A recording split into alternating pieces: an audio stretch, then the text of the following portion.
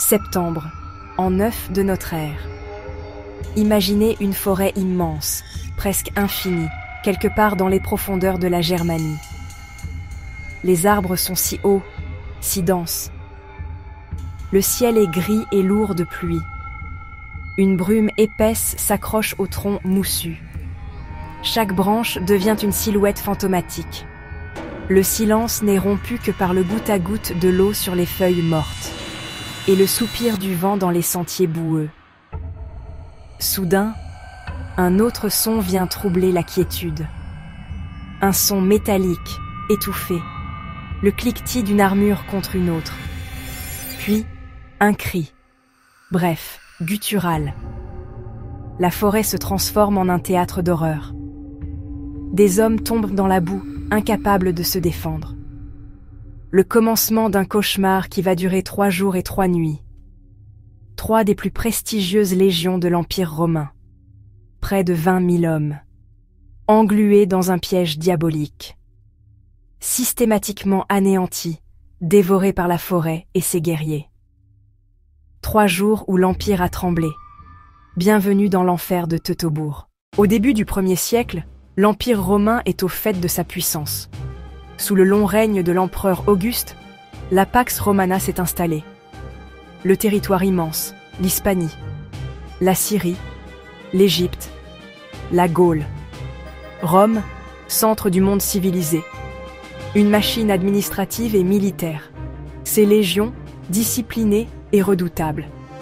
Après la conquête de la Gaule par Jules César, un seul horizon résiste, la Germanie. Forêts et marécages, au-delà du Rhin, l'immense Germanie. Ces terres sont peuplées de tribus que Rome juge barbares. La volonté de Rome, repousser la frontière du Rhin jusqu'à l'Elbe. Pendant des années, les généraux romains comme Drusus, puis Tibère, mènent des campagnes audacieuses. Ils construisent des forts. Ils tracent des routes à travers les forêts. L'administration romaine commence à s'implanter. On perçoit des impôts. On rend la justice selon le droit romain. Pour beaucoup, la romanisation semble en bonne voie. Les Germains paraissent accepter cette nouvelle autorité. Cependant, sous ce vernis de paix, la tension est palpable. Ce fragile équilibre repose sur l'illusion de la confiance. Rome croit avoir pacifié la région, mais elle sous-estime la profondeur de l'hostilité. Cette arrogance sera sa perte. Au centre de ce drame historique se trouve un homme, Publius Quinctilius Varus. Il n'est pas un grand général issu des champs de bataille, mais plutôt un administrateur, un politicien habile issu d'une vieille famille patricienne. Avant d'être nommé gouverneur de Germanie, il a dirigé avec succès la province de Syrie, une région riche et complexe. C'est un homme habitué au luxe, à l'autorité et à l'obéissance. Quand Auguste l'envoie en Germanie en l'an 7 de notre ère, il y voit une simple mission de transition. Transformer ce territoire sauvage en une province romaine ordinaire, avec ses tribunaux, ses collecteurs d'impôts et son administration bien huilée. Varus aborde sa mission avec une confiance qui frise l'arrogance. Il ne comprend pas, ou ne veut pas comprendre, la mentalité des peuples qu'il est censé gouverner. Pour lui, les Germains ne sont que des barbares à civiliser de gré ou de force. Ils traitent leurs chefs avec un certain dédain, leur imposent des lois romaines sans tenir compte de leurs coutumes ancestrales, élèvent des impôts avec une rigueur qui exaspère la population. Il se déplace dans la province avec tout le faste d'un proconsul, accompagné de sa famille, de ses serviteurs et d'une cohorte de juristes et de bureaucrates. Il se croit en Gaule pacifiée ou en Syrie opulente, pas dans une poudrière sur le point d'exploser. Cette confiance aveugle le rend sourd à tous les avertissements. Certains chefs germains fidèles à Rome, comme le vieux Ségeste, viennent pourtant le prévenir. Ils lui parlent d'un complot, d'une conspiration menée par un jeune chef ambitieux. Mais Varus refuse de les croire. Son plus grand tort est de placer une confiance absolue en un homme qu'il considère comme son ami, son protégé, un Germain entièrement romanisé, Arminius. Varus voit en lui la preuve vivante du succès de la politique romaine. Face à Varus se dresse une figure bien plus complexe et fascinante. Arminius. Connu sous ce nom latinisé, il s'appelle en réalité Hermann. Il est le fils de Ségimère, le chef des Chérusques. Comme c'était la coutume, Arminius est envoyé à Rome comme otage. Mais il ne fut pas un simple prisonnier. Il reçut une éducation romaine de premier ordre. Il apprit le latin. Il comprit les subtilités de la politique romaine. Et surtout, il maîtrisa l'art de la guerre tel que le pratiquaient les légions. Il s'éleva même au rang de chevalier romain. Il commanda des troupes auxiliaires germaniques au service de l'Empire. Pour les Romains, et en particulier pour Varus, Arminius est le modèle parfait du bon barbare. Il est charmant. Il est intelligent. Il parle un latin parfait. Il semble totalement dévoué à la cause de Rome. Il devient rapidement l'ami et le conseiller privilégié du gouverneur. Varus l'invite à sa table, écoute ses avis et lui confie des missions importantes. Il ne voit en lui qu'un allié précieux, un pont entre Rome et les tribus germaniques. Pourtant, sous cette apparence de loyal serviteur, brûle une flamme secrète. En servant Rome, Arminius a vu de l'intérieur la machine impériale. Il en connaît les forces, mais il en a surtout percé les faiblesses. Sa dépendance à la logistique, sa vulnérabilité en terrain difficile, et l'arrogance de ses chefs. En retournant dans sa patrie avec Varus, il redécouvre la souffrance de son peuple. En secret, il utilise son prestige et sa connaissance pour unir les tribus germaniques. Le plan d'Arminius est d'une intelligence diabolique. Il ne s'agit pas d'affronter les légions en bataille rangée, ce serait un suicide. Il faut les attirer loin de leur base, dans un terrain où leur discipline sera inutile. Arminius est un acteur de génie. Jusqu'au dernier moment, il joue l'ami fidèle. Il dîne avec Varus la veille du départ, le rassurant, tout en sachant pertinemment qu'il l'envoie à la mort.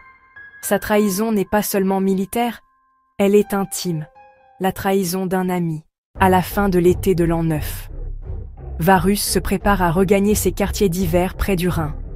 La 17e, la 18e, la 19e. La route habituelle est une voie militaire bien connue et sécurisée. C'est à ce moment précis qu'Arminius met son plan à exécution. Il envoie une fausse nouvelle à Varus. Une tribu lointaine se serait révoltée et nécessiterait une intervention immédiate. Il suggère un raccourci à travers la forêt de Teutobourg, territoire que les Romains connaissent mal. Un labyrinthe de sentiers étroits, des ravins encaissés. Malgré les avertissements, Varus tombe dans le panneau. La perspective d'une victoire facile est trop tentante. Il fait confiance à son ami Arminius, qui promet de guider. La longue colonne romaine s'ébranle. Elle s'étire sur près de 15 kilomètres. Soldats, chariots de ravitaillement, bétail, les familles des officiers, femmes, enfants, serviteurs. La caravane est lente, bruyante, incroyablement vulnérable, incapable de se déployer rapidement pour le combat. La colonne s'enfonce plus profondément dans la forêt. Le temps se gâte. Un vent violent se lève. Une pluie battante s'abat sur eux. Le sol, déjà meuble, se transforme en bourbier infâme. Les roues des chariots s'enlisrent dans la boue. Les sandales des légionnaires glissent sur les racines détrempées. Les hommes abattent des arbres pour se frayer un chemin. La progression devient un calvaire. Les soldats sont épuisés, trempés jusqu'aux os. Leur morale commence à flancher. Ils sont loin de leur base, perdus dans un environnement hostile. La colonne s'étire encore et perd toute cohésion. C'est le moment qu'Arminius et ses guerriers attendaient, dissimulés de part et d'autre du chemin, derrière les arbres, au sommet des collines surplombant le sentier. Des milliers de Germains observent en silence. Ils ont préparé le terrain. Des remparts de terre, des remparts de branchages. L'atmosphère est électrique, lourde d'une menace imminente. Les Romains, aveugles et assourdis par la tempête, ne se doutent de rien. Le piège, patiemment et brillamment conçu par Arminius, est sur le point de se refermer sur eux. L'attaque commence soudainement dans un vacarme assourdissant. Des milliers de javelots des flèches pleuvent sur la colonne romaine, étirée depuis les hauteurs boisées. Avec des hurlements terrifiants, les guerriers germains déferlent de toutes parts. Ils frappent le flanc de la colonne puis disparaissent dans les bois. Pour les légionnaires, c'est la confusion la plus totale. Pris par surprise, englués dans la boue, gênés par les chariots, les civils en panique, ils peinent à former leur formation. Les centurions crient des ordres que personne n'entend dans le fracas et le rugissement de la tempête. Le premier jour est un massacre. Les Germains, agiles dans leur terrain, harcèlent sans relâche. Ils évitent le combat frontal, préfèrent les attaques éclairs visant unités isolées et officiers. Varus réalise la trahison, tente de rétablir l'ordre. Il ordonne de brûler les chariots et de former un camp fortifié pour la nuit. La nuit n'apporte aucune trêve, seulement la peur, le froid et les cris des blessés dans la boue. Les attaques sporadiques continuent, empêchant tout repos. Le deuxième jour, le cauchemar continue. Les Romains forcent le passage vers l'ouest. Arminius a tout prévu. Il les dirige vers un défilé resserré où un rempart de terre bloque la route. Acculés, les légionnaires lancent des assauts désespérés sous une pluie de projectiles. Les pertes sont effroyables. La discipline commence à se fissurer. Des groupes tentent de fuir mais sont rattrapés et massacrés. Le commandement est désorganisé, le désespoir gagne. Le troisième jour, tout est perdu. Les dernières poches de résistance sont submergées. Les formations brisées, c'est le sauve qui peut. Varus, blessé, choisit de ne pas être capturé. Lui et plusieurs officiers se suicident, se jetant sur leur épée. Pour les soldats, il n'y a pas d'échappatoire. Certains tués sur place, d'autres capturés pour être sacrifiés. En 3 jours, une armée de près de 20 000 hommes a été rayée de la carte. Le silence retombe sur Teutobourg, un silence de mort. Au-delà de la perte humaine, aussi terrible soit-elle, la défaite de Teutobourg représente pour Rome une humiliation symbolique sans précédent.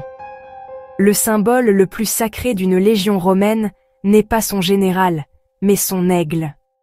Chaque légion possède un étendard, l'Aquila, une magnifique sculpture d'aigle en or, une magnifique sculpture d'aigle en argent, ailes déployées, juché au sommet d'une hampe. Cet aigle n'est pas un simple drapeau, il est l'incarnation de l'esprit de la Légion, la représentation de la puissance et de l'honneur de Rome et la manifestation de la protection du dieu Jupiter. Perdre un aigle au combat est le déshonneur suprême, une tache indélébile sur la réputation de la Légion et de tout l'Empire. Dans le chaos de la forêt de Teutobourg, les aigles tombent aux mains des guerriers germains. 17, 18, 19. Pour Arminius et ses hommes, la capture de ces symboles est une victoire encore plus grande que le massacre des soldats. Ils exhibent les aigles comme des trophées, la preuve ultime de leur triomphe sur l'invincible Rome. Ces emblèmes sacrés sont, selon les récits, cloués sur des arbres dans des bosquets sacrés, paradés de tribu en tribu pour célébrer la libération de la Germanie. La nouvelle de cette capture se répand comme une traînée de poudre à travers l'Empire, provoquant la stupeur et l'effroi. Pour Rome, la perte des aigles est une blessure narcissique profonde. Elle dépasse le cadre d'une simple défaite militaire. C'est une offense religieuse, une souillure qui doit être lavée. La récupération de ces étendards deviendra une obsession pour les empereurs suivants. Quelques années plus tard, le brillant général Germanicus, neveu de l'empereur Tibère, lancera une série de campagnes punitives massives en Germanie.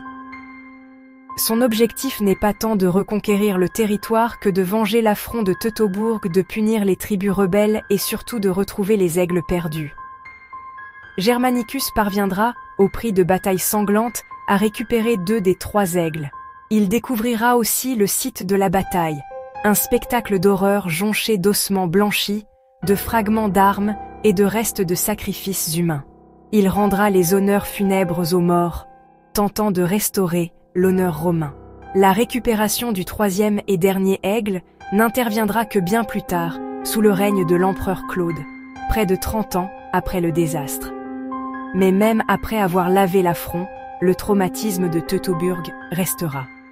Les numéros des 3 légions anéanties, 17, 18 et 19, seront considérés comme maudits et ne seront jamais plus attribués à de nouvelles unités. La nouvelle du désastre met plusieurs semaines à parvenir jusqu'à Rome. Quand elle arrive enfin, elle frappe la capitale de l'Empire comme un coup de tonnerre. La réaction est d'abord l'incrédulité, puis la panique.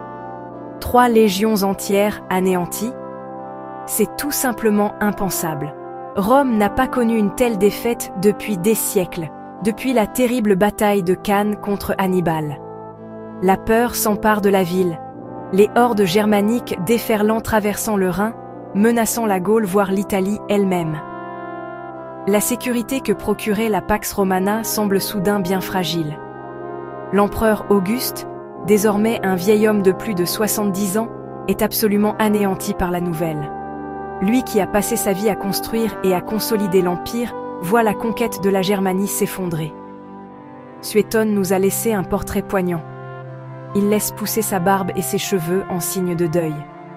Il est en proie à des crises de désespoir, errant dans son palais se frappant la tête contre les murs. La phrase qu'on lui attribue est restée célèbre. Quinctili var, legions red. Quinctilius Varus, rends-moi mes légions. Ce n'est pas seulement un cri de colère, c'est le cri d'un père, le cri d'un empereur qui voit son œuvre menacée. Cette défaite est pour lui un échec personnel. Il ordonne des mesures d'urgence. Il envoie des troupes pour renforcer la frontière du Rhin.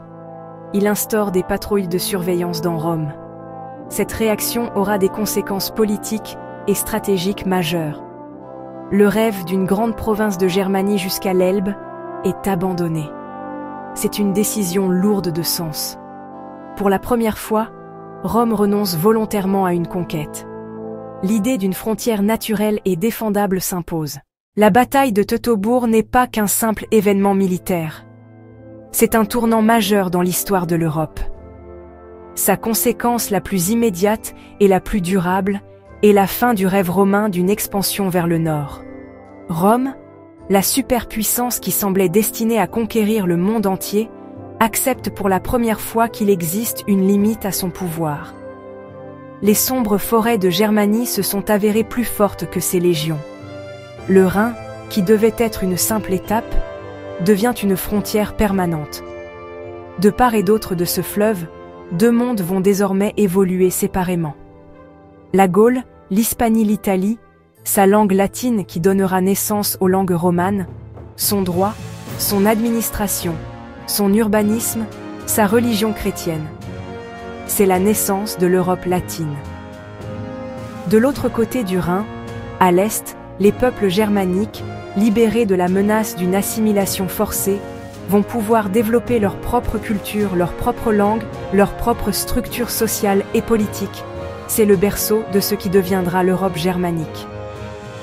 Teutobourg a ainsi tracé une ligne de fracture culturelle et linguistique qui traverse encore notre continent aujourd'hui. Pendant des siècles, le lieu exact de la bataille est resté un mystère, alimentant légendes et récits. Ce n'est qu'à la fin du XXe siècle que des découvertes archéologiques extraordinaires, menées sur le site de Kalkriese en Allemagne, ont permis de lever le voile. Vue aérienne du site archéologique de Kalkriese, vestiges du rempart. Des archéologues, d'abord amateurs puis professionnels, y ont mis au jour des milliers d'objets, des pièces de monnaie romaine datant précisément du règne d'Auguste, des fragments d'armure, des clous de sandales de légionnaires, des ossements humains et animaux, et surtout, les restes du fameux rempart de terre érigé par les Germains. Ces vestiges poignants confirment la violence des combats et valident en grande partie les récits des historiens antiques. La bataille de Teutobourg, ou Varusschlacht comme l'appellent les Allemands, est ainsi sortie de l'ombre pour devenir un symbole. Un symbole de la résistance d'un peuple pour sa liberté, faisant d'Arminius un héros national en Allemagne au XIXe siècle. Mais c'est surtout le symbole d'un moment où l'histoire a hésité. Que serait devenue l'Europe si Varus avait gagné? L'Allemagne parlerait-elle aujourd'hui une langue latine? L'histoire de l'Angleterre, envahie plus tard par les Angles et les Saxons venus de Germanie, aurait-elle été la même? Nul ne le sait. Ce qui est certain, c'est que dans le brouillard et la boue d'une forêt maudite, il y a 2000 ans, le destin de notre continent s'est joué en 3 jours de terreur et de sang.